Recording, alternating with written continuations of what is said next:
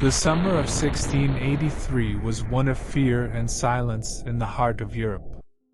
Vienna, proud and stubborn, stood surrounded by one of the mightiest armies the world had ever seen, the forces of the Ottoman Empire. For 2 long months, the city had been cut off from the world. The gates were sealed, the walls trembling with the echoes of cannon fire. Smoke from burning villages curled upward beyond the horizon, and famine had begun to gnaw at the soul of the besieged. Inside the walls, the people of Vienna lived in a fragile rhythm of endurance. Every street, every cellar, every echo carried the same unspoken question: how long can we last? But sometimes, when history seems to be written by kings and generals, fate chooses its author from the humblest of hands.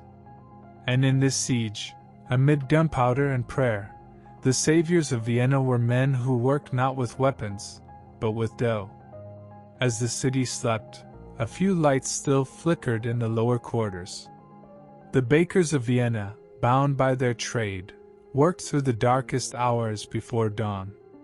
It was said that a baker's duty never yielded to fear or curfew, for bread was hope, and hope was needed more than ever. Down in a narrow stone cellar, one such baker was preparing his dough. He kneaded in silence, his arms heavy from days of exhaustion. The air was thick with flour, the scent of yeast faint but comforting. Above, the world was chaos. Below, he clung to the rhythm of life. Then, in the stillness, a strange sound reached his ears. It was faint at first, a dull, rhythmic thudding beneath the floor. He paused, listening. Perhaps it was the rumble of distant cannons, or the echo of carts in the streets above. But no, the sound came from below, from deep within the earth. He leaned closer, his heart tightening. The thuds grew clearer, shovels, picks, scraping through stone. Someone was digging. He rushed to alert the city guard, who at first laughed. What danger could come from under a bakery? But the sound did not lie. Soldiers were summoned, torches lit, and as they dug downward, they found what the baker had feared. The enemy was tunneling under the walls.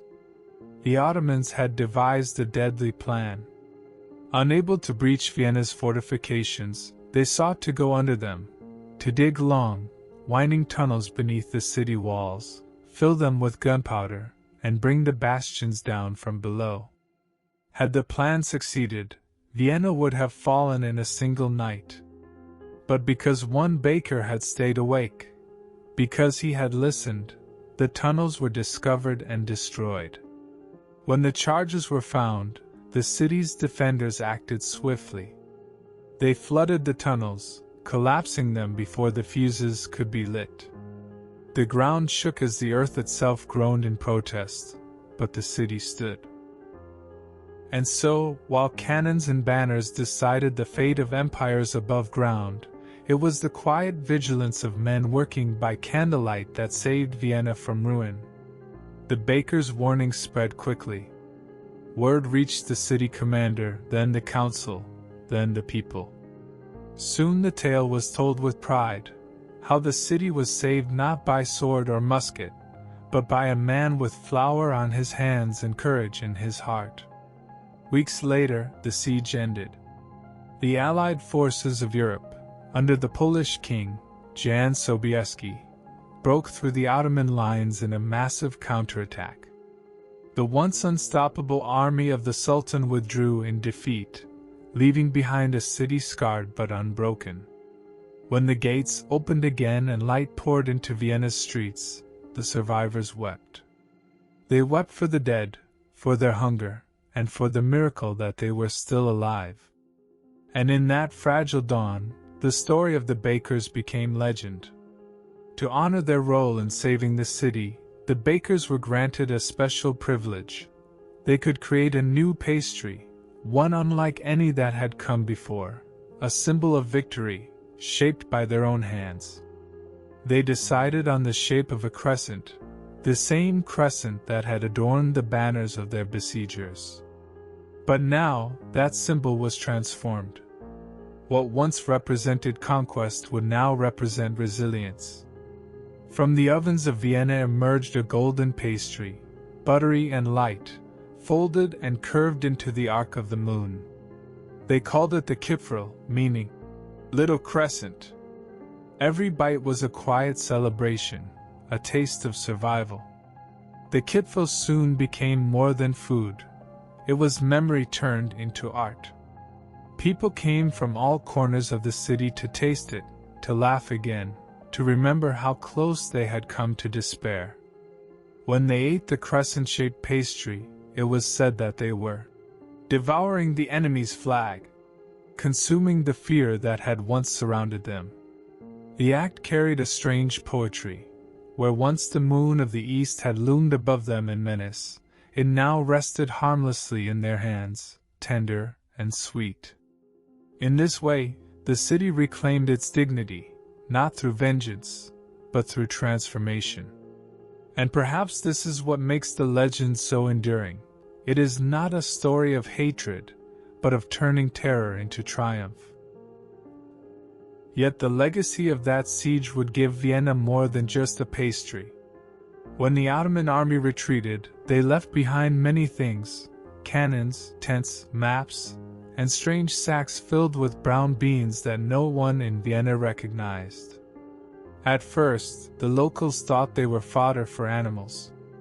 But one man, said to be the same former courier who had worked among the Turks, knew what they were: coffee. He convinced the city to let him keep the sacks and open a small shop. There, he roasted and brewed the beans, serving a dark, bitter drink that carried the aroma of faraway lands. At first, people were skeptical, but then, something curious happened. The taste of coffee, paired with the warm, flaky Kipferl, began to define the mornings of a new Vienna. From the ashes of siege came comfort. From the bitterness of war came a new sweetness of life. The city that had endured the sword now discovered the art of peace, and it began with breakfast. Years passed, and Vienna healed. Merchants, soldiers, and travelers carried the story of the siege and the pastry across Europe. In France, the Kipferl found new hands, new ovens, and a new name: croissant. French bakers refined the recipe, adding more butter, folding the dough into countless thin layers, baking it to a crisp golden perfection. What began as a symbol of victory in Vienna became the breakfast of Parisian poets and kings. And so, the legacy of that night beneath the moon, of a baker listening to the earth, spread across the world. Today, when people sip their morning coffee and bite into a croissant, they rarely think of war or siege. Yet, hidden in those delicate layers is the echo of a city that refused to fall. The baker's name, like so many humble heroes, has been lost to time. Some say it was Peter Wender. Others insist it was Franz Georg Kolschitsky, the man who later opened Vienna's first coffee house. But perhaps the name doesn't matter. What matters is the moment, a man alone in the dark, hearing danger in the silence, and choosing to act. History often celebrates the generals who plan victories. But history depends on the watchful, those who listen, those who notice, those who care. The baker was not seeking glory. He was simply awake when it mattered. And that, perhaps, is the quiet truth at the heart of every legend, that greatness is often hidden in the ordinary. The siege of Vienna marked the end of the Ottoman advance into Europe. It changed borders, politics, and power, but in the small details of life, it also changed culture. The crescent pastry and the morning coffee became symbols not of conflict, but of connection, the blending of East and West in one shared moment of peace. For in the same way that the Ottomans brought coffee to Europe, Vienna transformed it into ritual. And from the trauma of war, civilization learned the rhythm of the cafe: conversation, contemplation, and calm. The baker's story reminds us that even the darkest chapters of history can leave behind something tender. That the echoes of war can someday become the hum of morning life, the clatter of cups, the sound of laughter. Imagine the city at dawn. The siege is over. Smoke still lingers over the rooftops, but the first sunlight spills across the Danube. In the narrow street by the bakery, the door creaks open.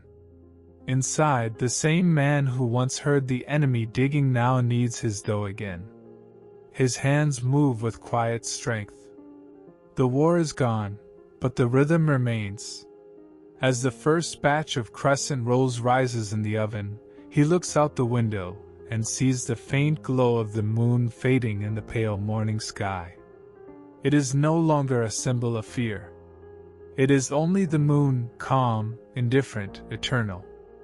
And when he takes the golden crescents from the oven, he smiles. They are warm, delicate, fragrant. He places them on a tray, carries them into the light, and for the first time in months, the city smells not of smoke, but of bread. Centuries later, the Siege of Vienna is remembered as one of the decisive battles of history. But the baker's story, part truth, part legend, still lives in the quiet corners of breakfast tables around the world. Every morning, as someone breaks open a croissant and lets the steam rise, they repeat an act that began in that city long ago. They honor, without knowing it, the spirit of a man who refused to sleep through danger, who turned survival into sweetness. History may not remember his face or his name, but every flake of pastry carries his memory. Every sip of coffee carries the aftertaste of courage. The world has changed beyond recognition since 1683.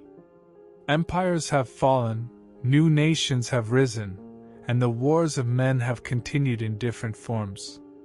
But some stories, the ones baked into culture itself, never fade. They whisper in the smell of butter. They glimmer in the shape of a crescent. They live in the soft crackle of bread torn open at dawn. And so, every morning somewhere in the world, the baker's triumph beneath the moonlight is reborn. Not as battle, but as breakfast.